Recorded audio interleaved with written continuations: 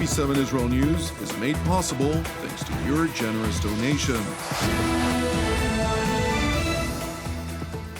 Shalom and good evening. This is TV7 Israel News broadcast to you from Jerusalem, and in today's top stories.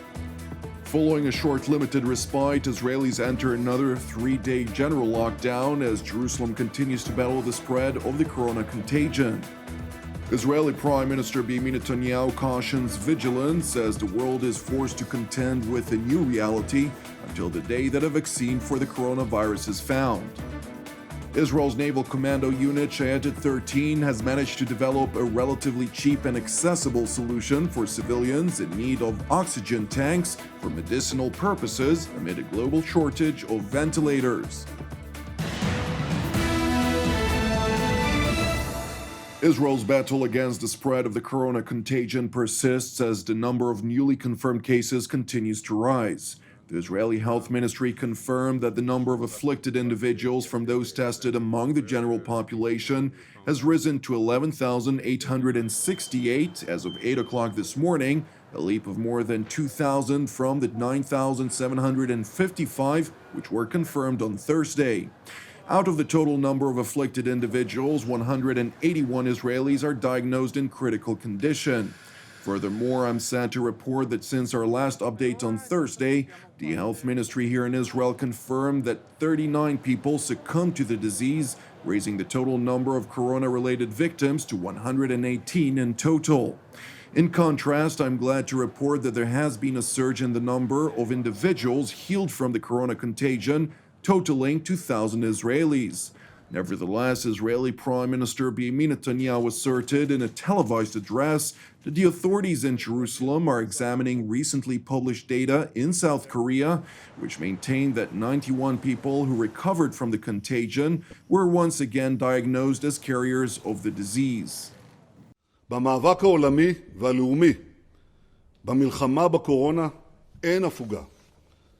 מתנהל כאן קרב איתנים בין סיכויי ההצלחה לסכנת הכישלון. אני רוצה לשתף אתכם בנתון אחד שממשלת דרום קוריאה פרסמה בימים האחרונים. היא פרסמה ש-91 בני אדם שהחלימו מן המחלה ובחנו שוב כחולים. אנחנו בודקים את הנתון הזה. אם הוא נכון, המציאות היא הרבה יותר מורכבת ממה שנוהגים לחשוב. כי יכול להיות שהחסינות מפני הנגיף איננה חסינות אוטומטית. יכול להיות שהנגיף יכול להתעורר מחדש ולחולל הידבקות במעגלים רחבים. ולכן כולנו מצווים להמשיך לנהוג במשנה זהירות. While caution is advised amid the ongoing efforts to combat the contagion, the Israeli leader confirmed TV7's previously reported figures, which evidently indicate a minor yet significant slowdown in the upward trend of newly verified coronavirus cases throughout the Jewish state. ואני חייב להגיד לכם שיש לנו הצלחות בולטות במלחמה הזאת. ישראל מדורגת בצמרת המדינות הבטוחות בעולם, בכל המדדים יחסית לגודל האוכלוסייה. אני אתן לכם דוגמה אחת. לפני כמה שבועות, בנקודת השיא, עמדנו על 22% של גידול יומי בשיעור הנדבקים. היום אנחנו עומדים על 4%.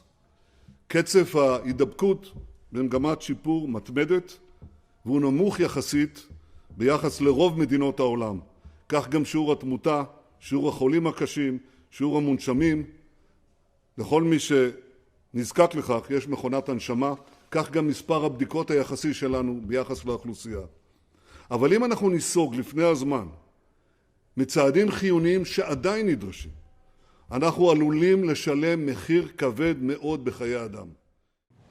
The Israeli premier went on to address the great economic challenge that negatively impacts millions of Israelis as a consequence of the corona crisis. Since the emergence of the current pandemic, unemployment rate skyrocketed from 4 to 26.1%, mounting to a little over 1,085,000 Israelis, including almost 100,000 unemployed since the beginning of April alone. אני יודע שבצד האתגר הבריאותי ישנו אתגר כלכלי כביר. בעבר, בשני המשברים הכלכליים הגדולים של תחילת שנות ה-2000 וסוף שנות ה-2000, הצלחתי בעזרתכם להצעיד את כלכלת ישראל להישגים עצומים. יצאנו ממשברים כלכלת ישראל פרחה. בכוונתי יחד איתכם לעשות זאת שוב. אנחנו כבר גיבשנו את התוכנית הכלכלית, היא יצאה לדרך, הסיוע הכלכלי המיידי. אבל בימים אלה אנחנו מכינים תוכנית כלכלית ליציאה הדרגתית ואחראית מהסגר הכלכלי במשבר הקורונה. Prime Minister Netanyahu further emphasized that while a gradual exit plan is being implemented to guide Israel out of this global crisis, the latest positive signs, which offer much-needed hope, should not be perceived as a guarantee for our lives to return to our respective pre-corona routines. אני לא יכול להדגיש זאת יותר ממה שאני מדגיש. גם אם הקורונה תהיה בנסיגה, אין ביטחון שהיא לא תחזור. הנגיף שוב עלול לתקוף, וכבר היו דברים מעולם. ולכן צעדי הזהירות ייושמו בהדרגה בעולם ובארץ, עד שימצא חיסון לקורונה. כל עוד לא נמצא חיסון לקורונה, אנחנו במציאות אחת. רק שימצא חיסון לקורונה נוכל לעבור לעולם של אתמול, לעולם של המחר, שיהיה כמו העולם של אתמול. אבל זה לא המצב כרגע.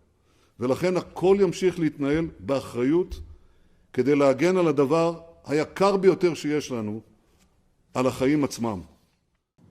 The Israeli leader continued by listing a series of newly enacted restrictive measures as part of Jerusalem's ongoing efforts to limit the spread of the corona contagion even further. Among others, a nationwide lockdown has been implemented throughout the Jewish state as of 5 o'clock earlier today.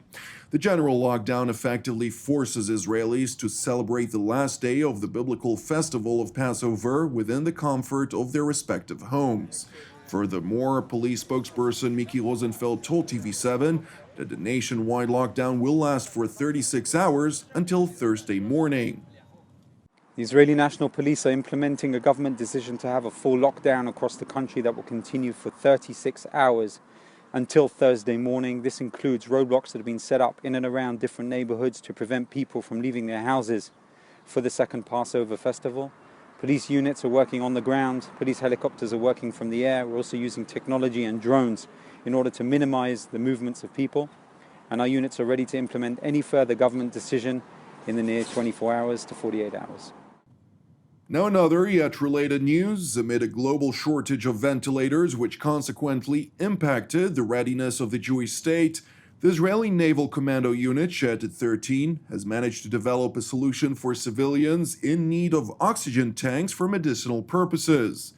As part of a national effort to find a solution to the problem, which also included the participation of several IDF development units, the Shayetet 13 development teams have converted its operational production line into a medical oxygen compressing system in accordance with the civilian required standards and protocols. According to the Commando Unit's combat medical officer, Shayetet 13 has shared its successful initiative with foreign armies.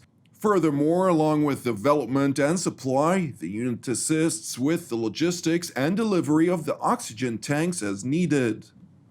צוותי הפיתוח של היחידה הסבו את קו הייצור המבצעי למערך דחיסת חמצן רפואי על פי סטנדרטים ותקנים מקובלים. חשוב לציין שמערך זה מתבסס על גז דחוס ולא על חמצן נוזלי כפי שקיים בארגוני הבריאות השונים. לשותפינו בעולם, המחזיקים מכלים ומערכות חמצן, ניתן לעשות פעולות אלו בהתאם לתקנים הרלוונטיים על מנת לתמוך במערכי הרפואה המקומיים. Thank you for watching us. As part of TV7's Global Prayer Initiative, during which we pray for separate countries each day, I would like to encourage you to join myself and the team here in Jerusalem to pray for the peace and salvation of Denmark, alongside our ongoing prayers, of course, for the peace and salvation of Israel and the peace of Jerusalem, as well as for all those who are impacted by the corona contagion worldwide. Furthermore, I would like to wish you all a Chag Pesach Sameach. Jonathan Hassan, have a Erev Tov. We will see you again tomorrow at the same time.